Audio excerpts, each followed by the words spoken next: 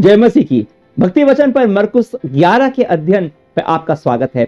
आज हम 1 से 11 आयातों को देखेंगे। जैसा कि कल को मैंने कहा था, हम यीशु के पार्थिव जीवन के आखिरी सप्ताह को एक एक दिन कर देखेंगे और आज हम रविवार को देखने वाले हैं। पुनरुत्थान से एक रविवार पहले का रविवार, और उस रविवार को यीशु यरूशलेम में एक राजा की तरह प्रवेश कर रहा है। देखिए मरकुस 11 के 1 से 11 आयात में क्या होता है। फिर जब वे यरूशलेम के पास जैतून पर्वत पर बेतफगे और बेतनिया पहुंचे तो यीशु ने अपने शिष्यों में से 2 को यह कहकर सामने के गांव में भेजा, जाओ, वहां जैसे ही तुम गांव में प्रवेश करोगे एक गधी का बच्चा बंधा हुआ मिलेगा जिस पर पहले कभी कोई नहीं चढ़ा। उसे खोलकर यहां ले आओ, और यदि कोई तुमसे पूछे कि तुम यह क्यों कर रहे हो तो तुम कहना, प्रभु को इसकी आवश्यकता है, फिर वह इसे तुरंत ही वापस लौटा देगा। तब वे वहां से चल पड़े और उन्होंने खुली गली में एक द्वार के पास गधी के बछड़े को बंधा पाया, सो उन्होंने उसे खोल लिया। कुछ व्यक्तियों ने जो वहां खड़े थे उनसे पूछा, इस गधी के बछड़े को खोलकर तुम क्या कर रहे हो? उन्होंने उनसे वही कहा जो यीशु ने बताया था। इस पर उन्होंने उन्हें जाने दिया। फिर वे उस गधी के बछड़े को यीशु के पास ले आए। उन्होंने उस पर अपने वस्त्र डाले, फिर यीशु उस पर बैठ गया। बहुत से लोगों ने अपने कपड़े रास्ते में बिछा दिए और बहुतों ने खेतों से टहनियां काट कर वहां बिछा दी। वे लोग जो आगे थे वे भी जो पीछे थे पुकार रहे थे, होशन्ना, वह धन्य है जो प्रभु के नाम पर आ रहा है, धन्य है हमारे पिता दाऊद का राज्य जो आ रहा है, होशन्ना स्वर्ग में। फिर उसने यरूशलेम में प्रवेश किया और मंदिर में गया। उसने चारों ओर की हर वस्तु को देखा, क्योंकि शाम को बहुत देर हो चुकी थी। वह 12 शिष्यों के साथ बेतनिया को चला गया। अब इससे पहले कि हम यह समझे कि कैसे इन आयतों में यीशु एक राजा है, राजा की तरफ प्रवेश करता है, मैं चाहूंगा कि आप 1-2 बातों पर गौर करें। ध्यान दीजिए, यीशु ने पहले से इस दिन के लिए एक तैयारी कर रखी थी। यीशु ने कहा कि फला फला स्थान पर तुम्हें एक गधी का बच्चा बंधा मिलेगा। यीशु ने इस दिन की तैयारी पहले से कर रखी थी। इस बात पर भी ध्यान दीजिए कि यीशु के शिष्यों ने आज्ञा का पालन किया। वे लोग जाकर उस गधी के बच्चे को ले आए। उन्होंने नहीं समझा था कि यीशु उसका क्या करने वाले हैं और उस दिन क्या होने वाला है, पर उन्होंने वही किया जो यीशु ने उनसे करने को कहा। और ऐसा कई बार होता है जीवन में, प्रभु आपसे कुछ करने को कहते हैं और आपको समझ नहीं आता, और फिर बाद में स्पष्ट होता है। कई बार बाद में भी स्पष्ट नहीं होता, अनंत काल में जाके या स्वर्ग में के राज्य में प्रवेश करेंगे तब आपको वो समझ में आएगा। और एक बात जो ध्यान देने योग्य है कि कोई है जिसका नाम तो यहाँ पे उल्लेख नहीं किया गया है, पर कोई है जिसने अपनी संपत्ति, वो गधी का बच्चा यीशु को देने के लिए वो तैयार था। इस व्यक्ति के कारण ही यीशु यरूशलेम में एक राजा की तरह प्रवेश कर पाया। लोगों को यह दिखा पाया कि किस तरह का राजा वह है। लोगों का अपने कपड़ों का उसके मार्ग में बिछा देना और टहनियां काट कर बिछा देना पत्तियों की, उस दिन इस बात की पहचान थी उन दिनों में कि राजा शहर में प्रवेश कर रहा है। होशन्ना एक स्वागत था, प्यार भरा, सम्मान भरा और प्रशंसा वाला एक राजा के लिए।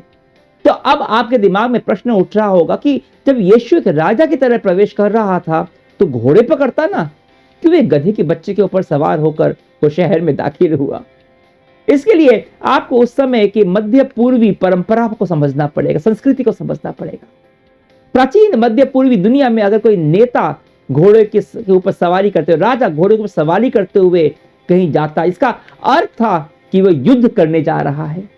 पर अगर गधे की सवारी करते हुए आता, मतलब शांति के साथ आया है, शांति से आया है। और यीशु गधे का नहीं, एक गधे के बच्चे की सवारी करते हुए आया था। एक छोटा सा गधा विजय के एक क्षण में वह दिखा रहा था कि वो जो राजा है वो शांति के साथ आया है। वह कह रहा था कि वह न केवल राजाओं का राजा है बल्कि वह शांति का राजकुमार है। और ऐसा करके वह जकरिया 9:9 की एक स्पष्ट भविष्यवाणी को पूरा कर रहा था, जहां लिखा है, सिय्योन आनंदित हो, यरूशलेम के लोग आनंद घोष करो, देखो तुम्हारा राजा तुम्हारे पास आ रहा है। वह विजय पाने वाला एक अच्छा राजा है, किंतु वह विनम्र है।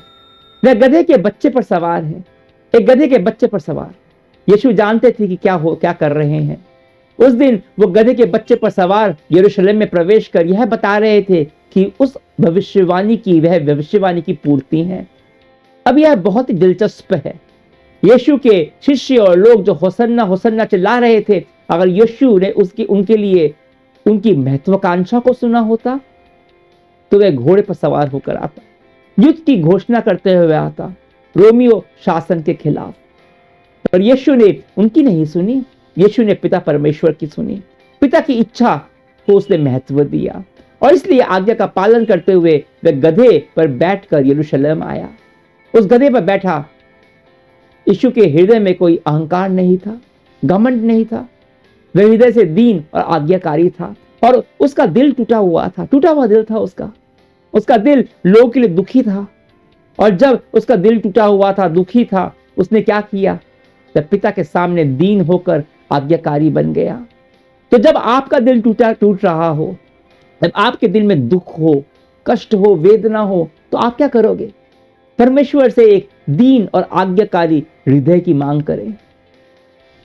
यीशु का हृदय दीन और आज्ञाकारी था। उसने यह नहीं कहा कि मैं कुछ करता हूं इन लोगों के लिए, इन लोगों की अपेक्षा को पूरा करने के लिए। वह पिता की योजना में आज्ञाकारी बन गया। और यह हमें चुनौती देता है, किस तरह का जीवन परमेश्वर हमसे चाहते हैं।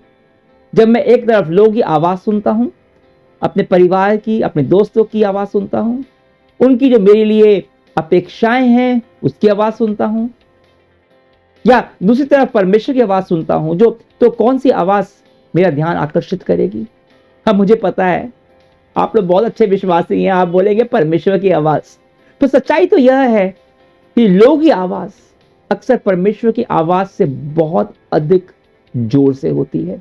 मेरे आसपास के लोग चिल्ला रहे होते हैं, जबकि परमेश्वर वो धीरे से कान में फुसफुसाकर हृदय में बोलते हैं।